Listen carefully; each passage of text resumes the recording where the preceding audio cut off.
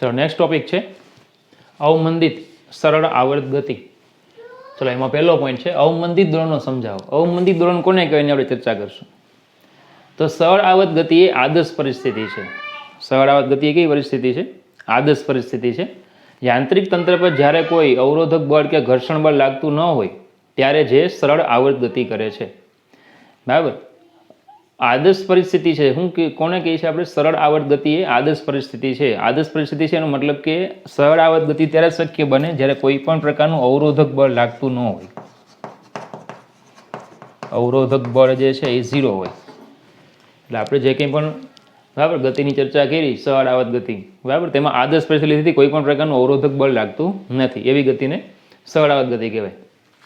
તો યાંત્રિક તંત્ર પર જ્યારે કોઈ અવરોધક બળ કે ઘર્ષણ બળ લાગતું ન હોય ત્યારે જ સરળ આવર્ત ગતિ કરે છે. હવામાં ઝૂલતા એક સાદા લોલકની ગતિ ધીરે ધીરે અંતમાં નષ્ટ થઈ જાય. તમને એમ કહે છે કે ધારો કે એક સાદું લોલક છે, એક સાદું લોલક છે, તો એ લોલક જે છે બરાબર તમે એને એક વખત સ્થાનાંતરિત કરીને મૂકી દો એટલે સરળ આવર્ત ગતિ એને જ કહેવાય કે જે આજીવન દોલનો શરૂ રહે એવી ગતિને સરળ આવર્ત ગતિ કહેવાય. પણ ધીમે ધીમે એ દોલક જે છે એની ગતિ કેવી થઈ છે? ધીમે ધીમે નષ્ટ પામે છે. ધીમે ધીમે અંતમાં કેવી થઈ? નષ્ટ પામે છે ને લોલક જે છે એ છેલ્લે એની બરાબર ગતિ છે એને મધ્યમાન સ્થાને વિરામ આપે છે. મધ્યમાન સ્થાને કેવું થઈ જાય છે? સ્થિર થઈ જાય છે. બરાબર. તો આનું કારણ શું? તો કે આનું કારણ એ છે કે હવાનું ખેંચાણ અને આધાર પરનું ઘર્ષણ. હવાનું ખેંચાણ મતલબ કે ભાઈ લોલક આમ જતું હશે ત્યારે હવા જે છે એની પર આમ બળ લગાડશે. લોલક જ્યારે આમ આવતું હશે ત્યારે હવાનું બળ આમ લાગશે. હવા જે છે એની પર બરાબર ખેંચાણ બળ લગાડશે અને પાછું પોતાના સ્થાને લાવશે. જેવી રીતે હવાનું અવરોધક બળ ગતિની વિરુદ્ધમાં લાગતું એની જેમ કે લોલક જે છે એ આમ ગતિ કરશે ત્યારે હવાનું અવરોધક બળ છે આમ લાગશે, ગતિની વિરુદ્ધમાં લાગશે. જ્યારે આમ ગતિ કરશે ત્યારે ગતિની વિરુદ્ધમાં આમ લાગશે. બરાબર. બીજું આધાર બિંદુ છે અહીંયા, આધાર બિંદુ કે જેની સાથે દોરી આપણે બાંધેલી હોય ત્યાં પણ કંઈક ઘર્ષણ લાગે. તો આ બંને ઘર્ષણો કયા ઘર્ષણો? એક તો હવાનું જે ખેંચાણ બળ લાગે તે, અને બીજું આધાર પરનું ઘર્ષણ એ લોલકની ગતિને શું કરે છે? અવરોધે છે. આ શું કરે છે? લોલકની ગતિને અવરોધે છે અને તેથી તેની ઉર્જાનો ધીમે ધીમે વ્યય થાય છે. ઉર્જા શું થાય? ધીમે ધીમે વ્યય પામે છે. બરાબર. ચલો અવમંદિત દોલનોમાં પ્રણાલીની ઉર્જા સતત વ્યય થતી રહે છે. અવમંદિત દોલનો કોને કહેવાય? તો કે જેમાં પ્રણાલીની ઉર્જા સતત કેવી થાય? વ્યય થતી રહે. હવે સમજો E = ½ k a² આપણે ભણી ગયા. આના પરથી E ∝ a² થાય. હવે અવમંદનમાં ઉર્જા સતત ઘટે તો એનો મતલબ કે કંપ વિસ્તાર પણ કેવો થાય? સતત ઘટે. તો એમ કહેવાય કે આમ સતત ઘટતા કંપ વિસ્તારથી થતા દોલનોને અવમંદિત દોલનો કહે છે. અવમંદિત દોલનો કહે છે. શું? સતત ઘટતા કંપ વિસ્તારથી થતા દોલનોને અવમંદિત દોલનો કહેવાય. અને આવી ગતિને અવમંદિત સરળ આવર્ત ગતિ કહે છે. બરાબર. આવા દોલનોને કહેવાય અવમંદિત દોલનો અને આવી ગતિને કહેવાય અવમંદિત સરળ આવર્ત ગતિ. ચલો આમ છતાં નાના અવમંદન માટે તો તે દોલનો દેખીતી રીતે જ કેવા હોય છે? આવર્ત જ રહે છે. નાનું અવમંદન હોય, અવમંદન જો નાનું હોય તો ગતિ એ આવર્ત જ રહે છે. આવર્ત મતલબ કે પુનરાવર્તિત તો થાય જ છે, પણ અવરોધક બળો કેવા હોય? નાના હોય ત્યારે. બરાબર. આ અવમંદન બળો સામાન્યપણે ઘર્ષણ બળો છે. અવમંદન બળો કયા હોય? સામાન્ય રીતે ઘર્ષણ બળો હોય એ અવમંદન બળો હોય. બરાબર. તો હવે આપણે અવમંદન બરાબર અવમંદન ગતિની આપણે વાત કરીશું હવે કે ભાઈ હવે કોઈ પણ તંત્ર આવશે એના દોલનો ધીમે ધીમે શું થાય? નષ્ટ પામતા જશે. ઉર્જાની ધીમે ધીમે ઘટતી જશે. તો સતત ઘટતા કંપ વિસ્તારથી થતા દોલનોને અવમંદિત દોલનો કહેવામાં આવે. સતત ઘટતા કંપ વિસ્તારથી દોલનો થાય એને કહેવામાં આવે અવમંદિત દોલનો. ઓકે. તો ચલો આ પહેલો પોઈન્ટ હતો અવમંદિત દોલનો સમજાવો. તો આટલું લખવાનું છે. ચાલો એની પછી છે અવમંદનનું એક આપણે ઉદાહરણ લઈએ. કે દાખલા તરીકે ધારો કે આ એક દ્રઢ આધાર છે, એની સાથે કે સ્પ્રિંગ અચળાંક ધરાવતી એક સ્પ્રિંગ આપણે જોઈન કરી છે. એની નીચે એક m દળનો બ્લોક જોઈન કર્યો છે. આ બ્લોકની સાથે એક પોઇન્ટર જોઈન કર્યું છે. જે આપણે અહીંયા ઊભો અક્ષ છે એની પર આપણને પોઈન્ટ કરે છે કે આ જે સંતુલન સ્થાન છે તો અહીંયા એ પોઈન્ટ છે. આ છે આજુબાજુનું આખું માધ્યમ. બેઝિકલી આપણે હવાના માધ્યમને ધ્યાનમાં લઈએ. હવે આ બ્લોકને જ્યારે હું કંઈક નીચે તરફ સ્થાનાંતરિત કરીને છોડી દઉં એટલે એ દોલનો કરશે. એ દોલનની કોણીય આવૃત્તિ એ દોલનો કરે તો એની કોણીય આવૃત્તિ ઓમેગા = √k/m પ્રમાણે હોય. એ દોલનો કરે તો એની કોણીય આવૃત્તિ કેટલી થશે? √k/m પ્રમાણે કોણીય આવૃત્તિ મળશે. ખબર પડે? બરાબર. ચાલો હવે વ્યવહારમાં આસપાસનું માધ્યમ જે છે આની પર શું કરશે? બળ લગાડશે અને બળ એવી રીતે લાગશે કે જેથી કરીને આના ધીમે ધીમે શું થાય? અવમંદન શરૂ થાય. એટલે લોલક જે છે એ ધીમે ધીમે શું કરશે? આ જે દોલક છે એ ધીમે ધીમે ઘટતા કંપ વિસ્તાર સાથે દોલનો કરશે. ઘટતા કંપ વિસ્તાર સાથે દોલનો કરે છે. બરાબર. આ જે પદાર્થ છે એ ઘટતા કંપ વિસ્તાર સાથે શું કરશે? દોલનો કરશે. ખબર પડે? બરાબર. ચાલો બીજું કે આને કારણે પ્રણાલીની ઉર્જા છે એ ઉર્જા પણ કેવી સાથે ઘટતી જશે. ઉર્જા ઘટતી જાય છે. ધીમે ધીમે એની ઉર્જા પણ કેવી થઈ છે? એમાં ઘટાડો થશે. બરાબર. ઉર્જાનો જે ઘટાડો છે એ આસપાસના માધ્યમની જે છે, બરાબર, ઉર્જા જે ઘટે છે એ ઘટાડો કોને લીધે થાય? તો કે આસપાસના માધ્યમને કારણે. તો એ આસપાસના માધ્યમમાં ઉષ્મા ઉર્જા રૂપે આપણને દેખાય. તો એ આસપાસનું માધ્યમ છે એ થોડું ગરમ થશે. એ ગરમ થાય તો ઉષ્મા ઉર્જા આવી ક્યાંથી? તો કે આપણે લોલકને દોલનો કરવા માટે ઉર્જા આપી. એ ઉર્જાનું શું થાય? આજુબાજુના માધ્યમમાં ઘર્ષણને કારણે ઉર્જાનો કંઈક ભાગ વ્યય પામ્યો. એ વ્યય પામેલી ઉર્જા એટલે આજુબાજુના માધ્યમના ઉષ્મા ઉર્જા સ્વરૂપે આપણને દેખાશે. બરાબર. આ જે અવમંદન બળો છે એ માધ્યમની જે અવમંદન બળો લાગશે, અવમંદન બળો, બરાબર, એ જે અવમંદન બળો જે છે, બરાબર, એ માધ્યમની પ્રકૃતિ પર આધાર રાખશે. માધ્યમની પ્રકૃતિ પર આધારિત છે. ચલો, માધ્યમની પ્રકૃતિ પર આધારિત છે મતલબ કે શું? તો કે એ, બરાબર, અહીંયા હવાનું માધ્યમ છે. જો હવાના માધ્યમની જગ્યાએ પાણીનું માધ્યમ હોત તો આવું અવમંદન જે છે એ ઝડપથી થાય. અવમંદન છે એ ઝડપી બને, ઝડપથી અવમંદન થાય. એટલે હવાના માધ્યમમાં જેટલા દોલનો કરે એની જગ્યાએ પાણીના માધ્યમમાં જો આ બ્લોકને મૂકી દો તમે, તો અવમંદન કેવું થાય? ઝડપથી થાય. અને પરિણામે ઝડપથી એની ગતિ કેવી થાય? ધીમી પડે. તો પાણીના માધ્યમમાં અવમંદિત બળો વધુ લાગતા હોય. અવમંદિત બળો છે કેવા લાગે? વધુ લાગે છે. પાણીનું માધ્યમ હોય તો અવમંદન દળો વધુ લાગે અને ખૂબ ઝડપથી ઉર્જાનો વ્યય થાય. ઝડપથી ઉર્જાનો વ્યય થાય છે. બરાબર. તો આ થઈ ગયું અવમંદન બળોનું, અવમંદિત બળોનો છે એનું ઉદાહરણ. ચલો, થર્ડ પોઈન્ટ આપણે લઈએ આમાં, અવમંદિત બળો. અવમંદિત બળો વિશેની સમજૂતી. એટલે કે ભાઈ આવા અવમંદન બળો છે, બરાબર, તો આપણે કઈ રીતે આપણે એને સમીકરણના સ્વરૂપમાં રજૂ કરીએ. તો આ જે અવમંદન થાય છે, જે અવમંદન થાય છે, એ અવમંદન બળો જે છે એને ડેમ્પ્ડ ફોર્સ કહી દઈએ. એ દોલકના વેગના સમપ્રમાણમાં અને વિરુદ્ધ દિશામાં હોય. આ જે અવમંદન બળો છે એ દોલકના વેગના સમપ્રમાણમાં હોય છે અને વિરુદ્ધ દિશામાં હોય છે. દાખલા તરીકે આપણે આગળ સ્ટોક્સનો નિયમ ભણી ગયા. સ્ટોક્સના નિયમ આપણે ભણી ગયા કે F = 6π∗RV. તો F ઇઝ પ્રપોઝનલ ટુ V. આ જે F છે એને અવમંદન બળ કહેવાય. તો એ જ અહીંયા છે, ડેમ્પ્ડ ફોર્સ પ્રપોઝનલ ટુ -V. એટલે કે વેગના સમપ્રમાણમાં અને વિરુદ્ધ દિશામાં હોય છે. ચલન જાય એટલે અચળાંક આવે. FD = -BV, જ્યાં બીને કહેવાય અવમંદન ગુણાંક. અવમંદન ગુણાંક. બી જે છે એને શું કહેવામાં આવે? અવમંદન ગુણાંક. બરાબર. જે સમતુલ્ય છે કોને? 6π∗R ને. આને જે સમતુલ્ય છે 6π∗R. ચલો, અવમંદન ગુણાંક છે એ નંબર 1 માધ્યમની લાક્ષણિકતા રજૂ કરે છે. માધ્યમની લાક્ષણિકતા રજૂ કરે છે. નંબર 2 એ બ્લોકના આકાર પર આધારિત છે. નંબર 3 બ્લોકના પરિમાણ પર આધાર રાખે છે. આ વગેરે બાબતો ઉપર તે આધારિત છે.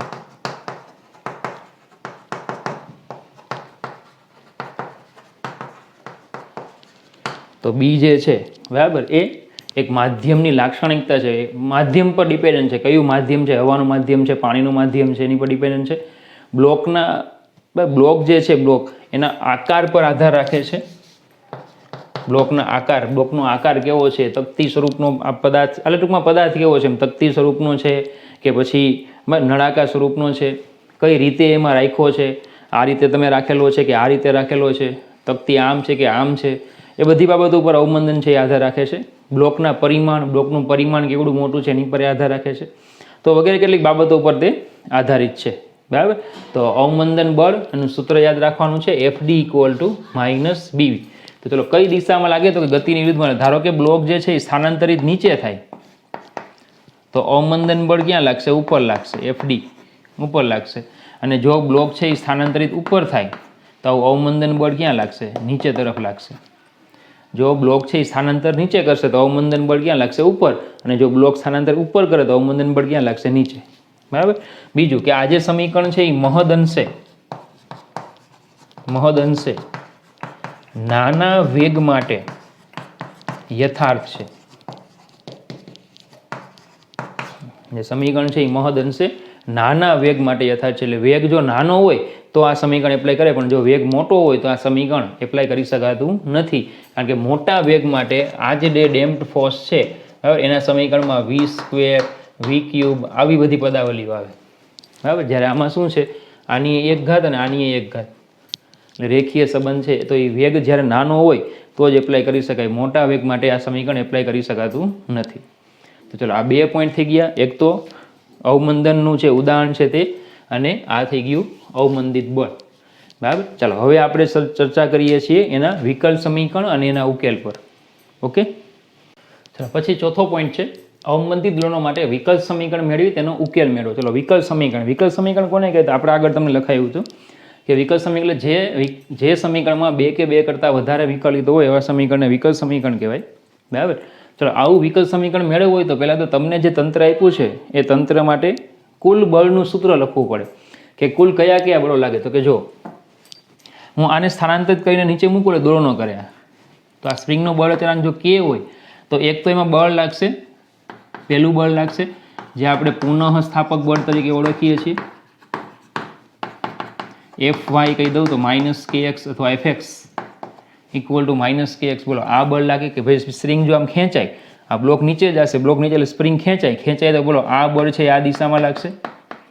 અને સ્પ્રિંગ જ્યારે ઉપર જશે, આ નીચે જતી હોય ત્યારે સ્પ્રિંગ જ્યારે ઉપર જશે, બ્લોક છે ઉપર જશે, ઉપર જાય એટલે સ્પ્રિંગ દબાય તો આ બળ કેવા લાગે? નીચે લાગે, Fx. ચલો, બીજું માધ્યમને કારણે અવરોધક બળ લાગે, અવમંદન બળ. એનું સૂત્ર ભણી ગયા આપણે FD = -BV. ચલો, એ બળ ક્યાં લાગે? સ્પ્રિંગ જ્યારે નીચે જતી હશે ત્યારે બ્લોક ઉપર જે અવરોધક બળ લાગશે એ ઉપર તરફ લાગશે, અને સ્પ્રિંગ જ્યારે ઉપર જતી હશે તો હવાનું જે અવરોધક બળ લાગશે એ બળ ક્યાં લાગશે? નીચે તરફ લાગશે. તો એનો મતલબ કે આ 2 બળો લાગે. તો આ બંને બળનું પરિણામી બળ શું આવશે? F = Fx + Fd. કારણ કે બંને જો ચેક કરો, સ્પ્રિંગ ઉપર જતી ને ત્યારે બંને નીચે લાગે, ને સ્પ્રિંગ જ્યારે નીચે આવતી હશે, બ્લોક જ્યારે નીચે આવતો ત્યારે બંને બળો ઉપર લાગે. તો ટૂંકમાં બંને વખતે શું થાય? એનો સરવાળો જ થાય, Fx + Fd. તો F = -kx - BV. આને કહી દઉં સમીકરણ નંબર 1. ચલો, કુલ બળનું સૂત્ર મળી ગયું. હવે આ સૂત્રને ન્યૂટનના ગતિના બીજા નિયમ સાથે સરખાવવાનું. તો ન્યૂટનના ગતિના બીજા નિયમ મુજબ F = ma, બરાબર, = m d2x/dt². એવું ભણી ગયા આપણે. નંબર કહી દેવાને 2. તો ચલો આવશે સમીકરણ 1 અને 2 પરથી m d2x/dt² = -kx - BV. ચલો, m d2x/dt² પ્લસ આ બંનેને આ બાજુ લાવું, b v એટલે dx/dt પ્લસ kx = 0. m વડે ભાગી નાખો, d2x/dt² plus b/m dx/dt plus k/m x = 0. ચલો, આ થઈ ગયું સરળ અવમંદિત દળનો માટેનું વિકલ સમીકરણ. અવમંદિત દોલનો માટે વિકલ સમીકરણ d2x/dt² plus b/m dx/dt plus k/m x = 0. ફરીથી શું કરવાનું? પહેલાં તો બંને બળો કે ભાઈ આ ગતિમાં કેટલા બળો જવાબદાર છે, તો એક પુનઃસ્થાપક બળ લાગે, બીજું અવમંદન બળ લાગે. બંને એક જ દિશામાં લાગે એટલે સરવાળો, બંને સૂત્રો મૂકી દીધા. ચલો, આ કુલ બળનું સૂત્ર મળી ગયું. અને ન્યૂટનના ગતિના બીજા નિયમ સાથે સરખાવી દેવાનું. F બરાબર ma એટલે કે md² x dt². બંને સમીકરણો સરખાવી દીધા. kx અને bv બંને આ બાજુ લાવ્યા અને v ની જગ્યાએ dx dt મૂકી દીધા. તો આ થઈ ગયું અવમંદી દળનો માટે વિકલ સમીકરણ. ચલો હવે આ વિકલ સમીકરણનો ઉકેલ સાથે આપણે શું લખવો પડે? વિકલ સમીકરણનો ઉકેલ. ચલો વિકલ સમીકરણનો ઉકેલ આવશે આનો. વિકલ સમીકરણનો ઉકેલ હંમેશા યાદ રાખવાનો હોય ae−bt/2m cos ω∨t + phi. x of t બરાબર ae−bt/2m cos ω∨t + phi. જ્યાં આ જે છે આ એને હું a of t કહી દઉં. a of t બરાબર ae−bt/2m બરાબર દોલકનો કંપ વિસ્તાર. આ સૂત્ર છે એ ગોખી નાખવાનું હોય. બરાબર, ઉકેલ જ્યારે પણ આવે એ હંમેશા આપણે ગોખી જ નાખવાના હોય. આ બહુ બધી વખત ઉકેલો બધા આવશે. વિકલ સમીકરણ આપણે સાબિત કરી શકીએ પણ એનો ઉકેલ આપણે કોઈ સાબિત કરવાનો નથી. ફિઝિક્સમાં બધા ઉકેલ ગોખી નાખવાના હોય. તો x of t બરાબર ae−bt/2m cos ω∨t + phi. તેમાં a of t એટલે ae−bt/2m એને કહેવાય દોલકનો કંપ વિસ્તાર. તો આખો શું થઈ જાય? દોલકનો કંપ વિસ્તાર. ω' કોણીય આવૃત્તિ ω' નું સૂત્ર આવશે √km−b²/4m². આને કહેવાય દોલકની કોણીય આવૃત્તિ.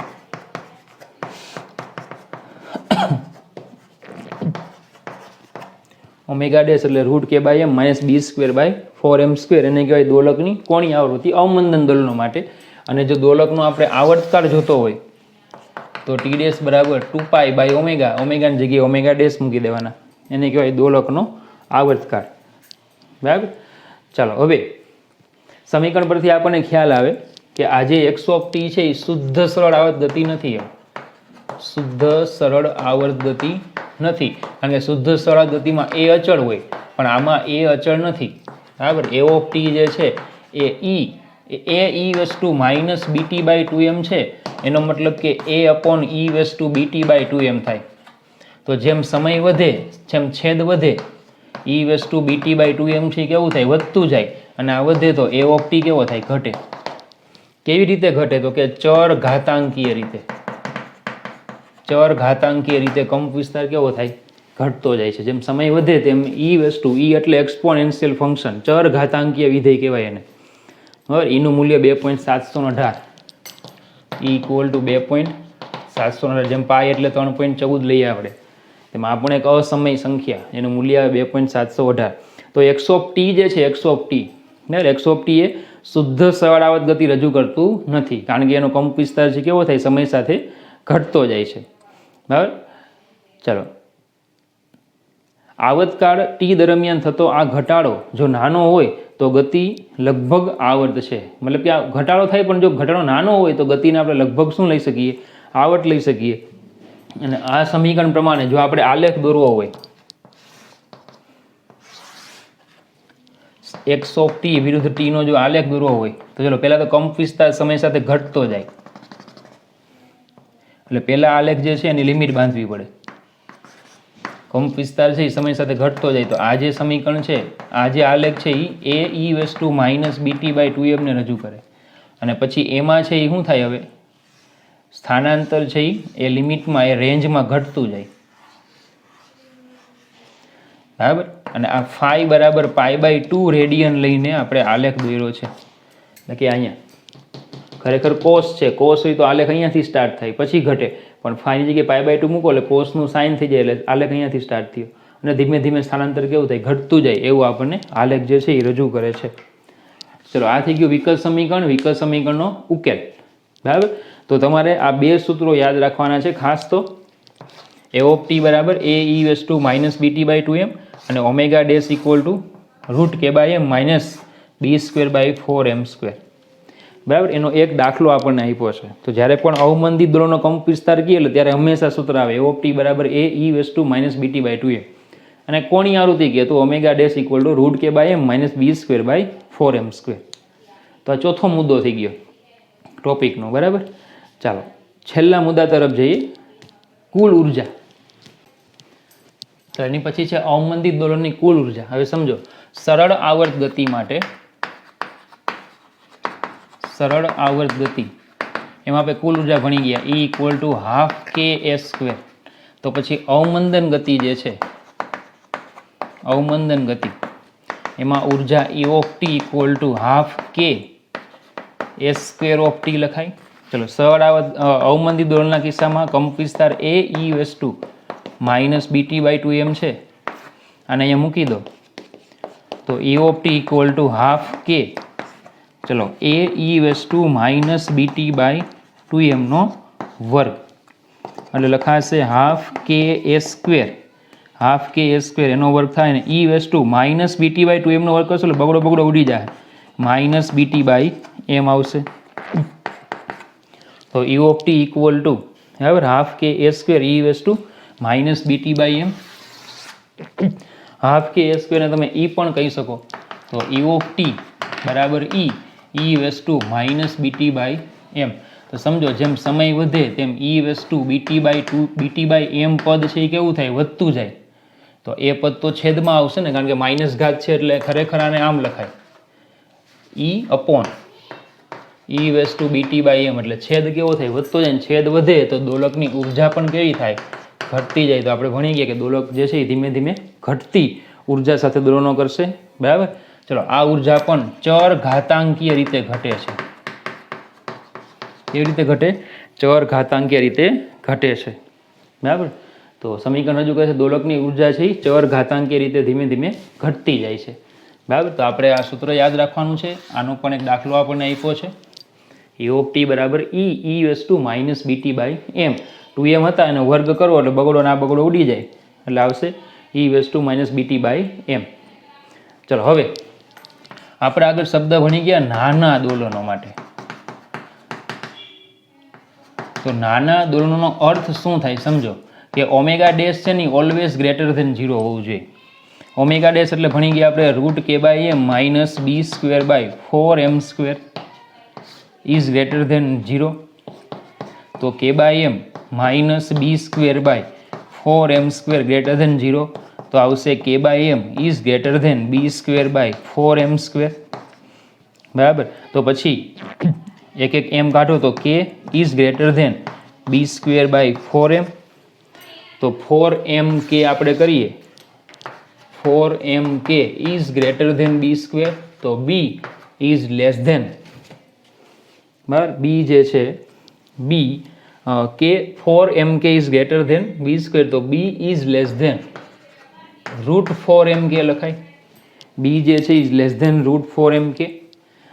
ચાલો તો આપણે બુકમાં શરત આવી આપી છે, ખરેખર શરત આવી આવે. બુક પ્રમાણે જો શરત લઈને તો આવું આપ્યું છે B is less than under root M K, બરાબર. 4m કે ખરેખર સમીકરણ પ્રમાણે શરત 4m કે આવે, અંડર રૂટ 4m કે આવે એટલે 2 રૂટ એમ કે થાય. પણ આપણે બુકમાં શરત આપી છે બી ઇઝ લેસ ધેન, બરાબર, રૂટ એમ કે, તો બી બાય રૂટ એમ કે લેસ ધેન 1.